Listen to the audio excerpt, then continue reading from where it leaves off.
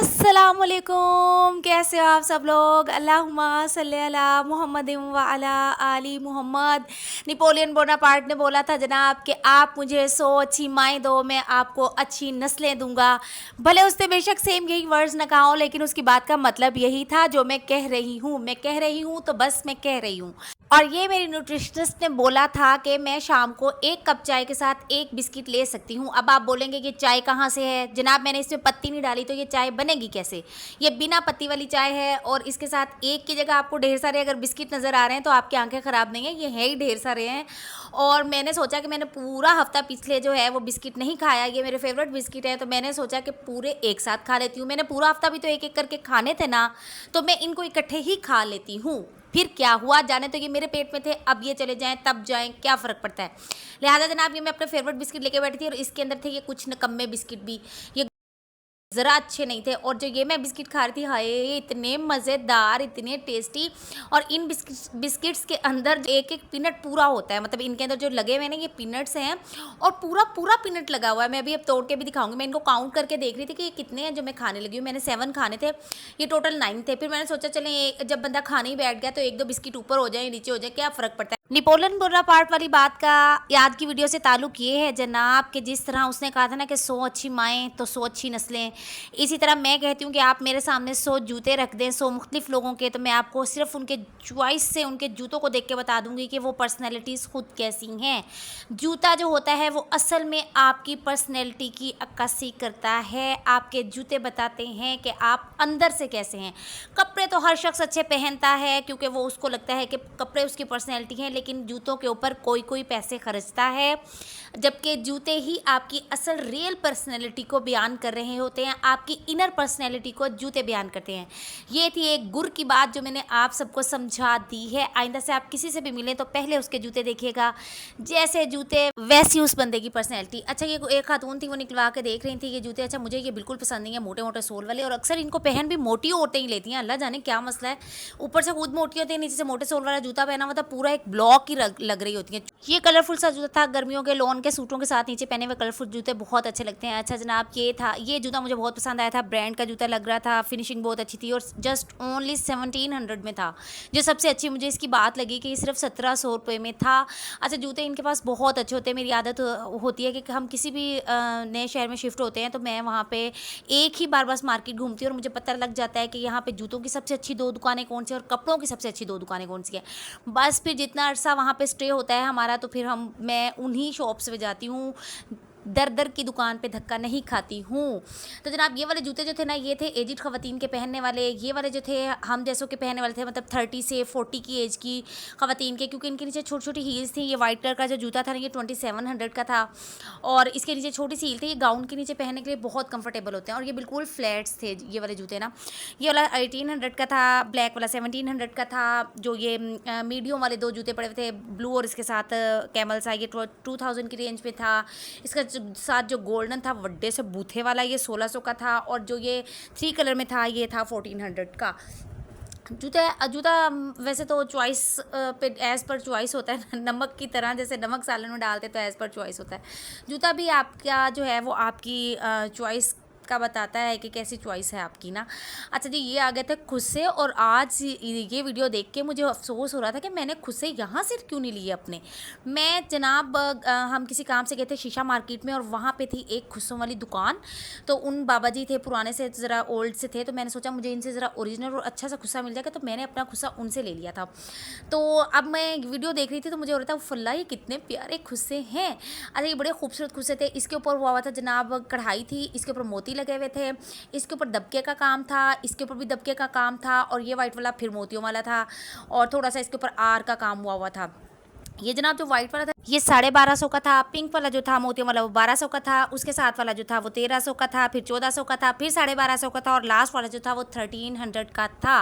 अच्छा ये बच्चों के जूते थे, ये इंपोर्टेड जूते थे और जूते बड़े अच्छे थे, मुझे बहुत पसंद आए थे। और बच्चों वाले जो तो हैं वो 1200 से लेके 1800 और 2000 के दरमियान में थे। वैसे इनकी शॉप के अंदर लिखा हुआ है एक दाम, लेकिन मैं आपको सच्ची बात बताऊं, सब औरतें बहस करके कुछ 150 कम करवा के ही लेके जाती हैं। अच्छा जनाब, सब जब बेटियां इस एज में होती हैं ना, जब वो मतलब 10 साल से 11 साल की एज से आती हैं तो 15 साल तक उनके साइज़ का जूता अच्छा मिलना बड़ा औखा हो जाता है, लेकिन इनके पास बहुत प्यारे जूते थे। ये छोटे बच्चों के इंपोर्टेड जूते थे जो कि मुझे पसंद आए थे। आजकल इंपोर्टेड जूता मिलना बड़ा मुश्किल है, क्योंकि जो लोकल जूते हैं ना ये मिल रहे होते हैं हर जगह पे ही। और फिर वो साथ ये भी कहते हैं बेशक पानी च पालो तो कभी भी कामयाब नहीं होता पानी में डाल के। अच्छा ये इंपोर्टेड जूते थे, मैंने इनसे कहा था कि मुझे निकाल के दिखाएं ना एक दो। हील वाले जूते हमारी अम्मा तो हमें बचपन में पहनने नहीं देती थी, लेकिन आजकल दूसरों की माएँ पहनने देती हैं तो अपने बच्चे भी जिद करते हैं, तो सो मैंने वो भी देख लिए। ये जनाब थोड़ा सा हील में जूता था और बहुत ग्रेसफुल लग रहा था, फ्रंट से बड़ा खूबसूरत लग रहा था। ये था जनाब 2100 का था ये ब्लैक वाला जो था। अच्छा ये गोल्डन तो इतना खूबसूरत जूता था कि बस मैं क्या बताऊँ आपको, मुझे बहुत पसंद आया था। ये 2200 का था। अच्छा जी, इसके साथ ये जितने जूते पड़े हुए हैं सब 2200 2100, मतलब रेंज मुनासिब है इतने में। आपको पता है कि इतने में ही जूता मिलता है वैसे आमतौर पर भी। यहाँ पे कुछ मोटी खवातीन के लिए भी, मुझे एक्स्ट्रा मोटी खवातीन के लिए भी जूते नजर आए थे जिनके पाँव बहुत ज़्यादा भारी होते हैं उनके लिए। ये 3 पट्टी वाला जो गोल्डन जूता ये 1800 का था, और ये मोटी औरतों के लिए और जिनके पाँव बहुत वजनी होते हैं उनके लिए बहुत अच्छा था। अच्छा ये जूता उनके लिए बहुत अच्छा लग रहा था मुझे, जो मेहंदी नहीं लगाती पैरों पे ना, उनके लिए ये बड़ा खूबसूरत जूता था। मतलब एक पैरों पे भी थोड़ी सी रौनक आ जाती है और जो है ना फ्लैट के फ्लैट हो गई है। अच्छा ये सब लाइन जो थी ना ये सैंडल्स की थी, फ्लैट सैंडल्स की थी ये वाली लाइन। अच्छा ये जो नीचे वाली लाइन है ये सारी फ्लैट जो होते हैं ना जूते, बस चप्पल कह लें जूते कह लें, उनकी थी। और ये बहुत खूबसूरत जूते थे, इनकी भी रेंज बहुत अच्छी बहुत मुनासिब थी। और इनकी रेंज जो थी ना वो 1700 से लेके 2200 के दरमियान में थी। अच्छा ये जो ये वाले थे ना, वाइट 1700 का था, मरून 2200 का था, और साथ वाला जो था वो 1400 का था। और जूते के तीनों बड़े खूबसूरत थे, मुझे बहुत पसंद आए थे। उसके बाद ये हम आ गए थे जी मर्दों वाले सेक्शन में। यहाँ पे जो ये जोगर्स लगे हुए थे ये थे जनाब 2000 से 2500 की रेंज में। ये कह रहे थे कि ये इंपोर्टेड हैं। उसके नीचे जनाब ये पंपी शूज़ और मोजा टाइप शूज़ थे, ये जनाब थे 2200 से 2500 की प्राइस में, और इसमें 1000 वाले भी थे। और ये थी जनाब पेशावरी चप्पलें और कुछ नोरोज टाइप चप्पलें, ये थी जनाब 2000 2200 की प्राइस में। उसके नीचे लगे हुए थे सैंडल्स जो कि 2000 2500 की प्राइस में थे। और इससे नीचे ये एंड पे जो है ये लेदर के सैंडल्स पड़े हुए थे जो कि 2500 3000 की रेंज में थे। और जो इनमें चप्पलें पड़ी हुई थी वो 1000 की रेंज में भी थी, जॉइंट्स की, जो कि बहुत प्यारी प्यारी चप्पलें थी। इनमें कुछ मुझे अच्छी भी लग रही थी काफ़ी। और उससे नीचे ये बच्चों के जूते थे, बच्चों की इंपोर्टेड वैरायटी थी जो कि 1000 से 1100 की प्राइस में। वो कहते थे कि अच्छा जूता आपको बच्चों का मिल जाएगा यहाँ से ना, तो मतलब मुझे तो काफ़ी अच्छे लग रहे थे ये जूते। अच्छा ये बच्चों के जूते थे, ये 1100 का जूता था ये वाला ना, जिसके ऊपर बटरफ्लाई बनी हुई थी। ये जनाब था 1200 का जूता था। और ये जो ये इंपोर्टेड जूता था ना ये आई थिंक 1150 की रेंज में था। 150 ऊपर नीचे हो सकता है, मुझे सुनने में गलती हो सकती है या बताने में गलती हो सकती है, तो 150 का कोई इशू नहीं। ये वाला वाइट जो था ये 850 का था। अच्छा ये जो दरमियानी उम्र के बच्चे होते हैं, मतलब 10 से 12 साल, 12 से लेके 10 से लेके आई थिंक और 14 साल के बच्चों के, ये उनके जूते भी थे और बड़े अच्छे जूते थे। यो सोल कोई होता है जो कि फोल्ड हो जाता है, उसमें भी थे, बड़े अच्छे थे। और ये वाला तो मुझे बहुत पसंद आया था, आई थिंक ये था 2800 का था ये वाला, ये जो ब्लैक वाला था। उसके बाद एक खातून आई थी और वो जूतियाँ निकलवा के चेक कर रही थी, तो मैंने सोचा कि चलें भाई उनकी भी थोड़ी सी वीडियो बना लेती हूँ। उन्होंने मुझसे पूछा आपका यूट्यूब चैनल है, तो मैंने कहा बिल्कुल है। तो फिर वो जूते ट्राई कर रही थी, तो मैंने उनकी भी थोड़ी सी वीडियो बना ली थी कि उनके पाँव में कैसे लग रहे हैं जूते, किस तरह के लग रहे हैं, और आजकल की खवातीन किस तरह के जूते पसंद कर रही हैं। अच्छा ये बच्चों की कुछ वैरायटी थी, ये वीडियो मुझे नजर आ गई तो मैंने कहा इसमें एडिट कर देती हूँ। ये बहुत प्यारा जूता था, ये देखें फोल्डेबल था, स्किन था, जेल सोल में था, ये 2700 का था आई थिंक। और ये जनाब जो है ना ये आ गया मेरा फेवरेट जूता जो कि मैंने लिया था, मेरी हील से थोड़ी सी डिफरेंट है लेकिन ये वही जूता। अच्छा यहाँ तो बिल्कुल प्यारा नहीं लग रहा है, जबकि मेरे पास है तो मुझे ये बहुत प्यारा लगता है। ये मैंने आई थिंक इनसे लिया था 2400 का, मुझे जहाँ तक याद पड़ता है। अब अल्लाह जाने ये आपको क्या प्राइस बताते हैं। अच्छा ये जो सिल्वर जूता था ये था जनाब 1700 का, और ये ब्लैक वाला 2200 का था। ये ब्लैक, इसमें एक मरूनिश था और बड़ा खूबसूरत था। अच्छा ये इनकी दुकान का कार्ड था। और वहाँ से निकल के जनाब मैं घुस गई थी एक नल की बटन स्टोर में, जिसके अंदर मुझे मिल गई ये लाइटें जो कि हम लगाते हैं सिलाई मशीन के ऊपर, और उससे हो जाता है चानन, नेरा मुक जाता है तो अन्य नू भी सिलाई नज़र आने लग जाती है। मैं जब ब्लैक कपड़ा सीती थी ना तो मुझे बड़ी उलझन और कोफ्त होती थी, क्योंकि मुझे ब्लैक धागा ब्लैक कपड़े के ऊपर दिखाई नहीं देता था।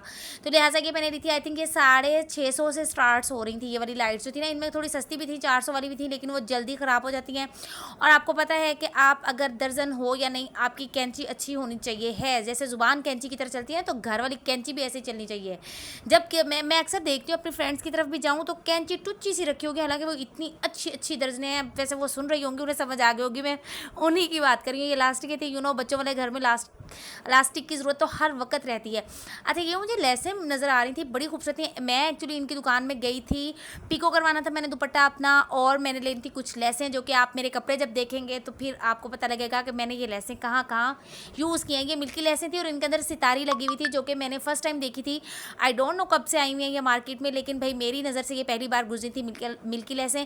और ये आई थिंक 140 की गज़ दे रहे थे, या 120 की तो नहीं थी, 140 थी या 150 थी, इसी कुछ रेंज में ये गज़ दे रहे थे। और ये डिफरेंट स्टाइल की थी, थोड़ी सी चौड़ी भी थी, कम चौड़ाई में भी थी, और ज़्यादा सितारी भी थी और कम सितारी भी थी, और सितारी भी ऐसी थी कि जो चुभने वाली नहीं थी। तो मैंने सोचा मैं खड़े खड़े थोड़ी सी वीडियो ही बना लेती हूँ, जितनी देर में वो भाई चुड़ैल पिको कर रहे हैं मेरे दुपट्टे को। मुझे अपने दुपट्टे पर करवानी थी चुड़ैल पिको, क्योंकि वो मुझे बहुत पसंद है, दुपट्टे की थोड़ी सी ग्रेस निकल आती है उससे। अच्छा, ये मुझे एक और ऐसे नज़र आई थी जो कि ब्रांड के सूटों पे लगी होती हैं, और वो इस दुकान पे भी अवेलेबल थी, तो मैंने सोचा ये भी आपको दिखा दी जाए। फिर मैंने कहा प्रावा इनू थोड़े थले ला, ए बहुत ऊंची लटकी हुई है। तो फिर जनाब ये मैंने देखे ज़रा, ये पत्तियाँ पत्तियाँ सी थी, और इनके अंदर सारी ये सितारी थी। सितारी के अंदर फिर एक एक बीड्स लगा हुआ था, जो कि दिखने में बहुत खूबसूरत लग रहा था। और वाइट लेस तो वैसे ही मेरी कमज़ोरी है, मैंने कहीं ना भी लगानी हो, मुझे पसंद आ जाए तो मैं ख़रीद कर ले आती हूँ। अच्छा, ये ब्रांड के सूटों पर आपने देखी होगी, बहुत सारे सूटों पर ये सब डाइएबल थी, और मुझे ये बहुत पसंद आई थी, लेकिन अफसोस कि मैं अपने कपड़े बना चुकी हूँ, तो मुझे अब ये कहीं भी लगाने की ज़रूरत नहीं थी। बहुत खूबसूरत लेसें थी, डिफरेंट थी। ये ज़रा उसके ऊपर नेट के ऊपर बनी हुई थी। पर्सनली मुझे नेट की लेस नहीं पसंद, लेकिन ये वाला ये डिज़ाइन जो था ना कटाव वाला, डबल कटाव में, ये आपको पता, और गंजा में भी आजकल डबल कटाव चल रहे हैं और लेसों में भी चल रहे हैं, तो ये लेस यूनिक थी और खूबसूरत थी, मुझे पसंद आई थी। ये जनाब शीशा टसल थे गले पे लगाने के लिए, जो फट्टी वाले गले पहनती है ना ख़वातीन, बैन के नीचे पट्टी बना दो, ये उनके गलों पे लगाने के लिए थे शीशा टसल। ये मैंने जब लगवाए थे तो मैंने ये पैसे दे के बनवाए थे, और जबकि इस दुकान पे ये बने बनाए मिल रहे थे, और मुझे उसने बना के दिया था आई थिंक 40 रुपीज़ का एक। और यहाँ पर ये पूरा का पूरा पत्ता मिल रहा था, जिसके अंदर 6 से आई थिंक 8 थे, और पूरा पत्ता 120 रुपीज़ में मिल रहा था, जो कि मुझे बड़ा ही सदमा लगा कि ये मेरे साथ क्या हो जाता है। मैं काम पहले कर लेती हूँ और महंगा कर लेती हूँ, और बाद में जब वो मार्केट में देखती हूँ तो वो सस्ता मिल रहा होता है, तो मुझे बड़ा ही दुख होता है इस चीज़ का। लेकिन खैर चलें, हम फिर दूसरों से पहले पहन भी तो लेते हैं ना। अच्छा, चूँकि मैंने इन भाई की थोड़ी सी वीडियो बनाई थी इनकी शॉप की, तो मैंने सोचा ईमानदारी से मैं इनका भी कार्ड जो है वो ज़रूर दिखाऊंगी। बाजार फिर के आप कहे होंगे थक आए और मेरे साथ खा लेंगे स्पाइसी नूडल्स, फिर मत कहिएगा बाजी ने बाजार घुमाया और कुछ खिलाया पिलाया भी नहीं। मुझे अपनी दुआओं में याद रखिएगा, अपना ख्याल रखिएगा, टेक केयर। हाँ, मैं भूल गई, मैं कहूँ ना तो आप लोग करते नहीं हो भाई, लाइक कर देना, सब्सक्राइब कर देना, और कमेंट भी एक अद्धा कर ही देना, जिन्ना मर्जी कही जाऊँ तुसी कर देनी, तुसी भी सारे मेरे ते ही गए हो। बहरहाल अपना ख्याल रखना, अल्लाह हाफिज़।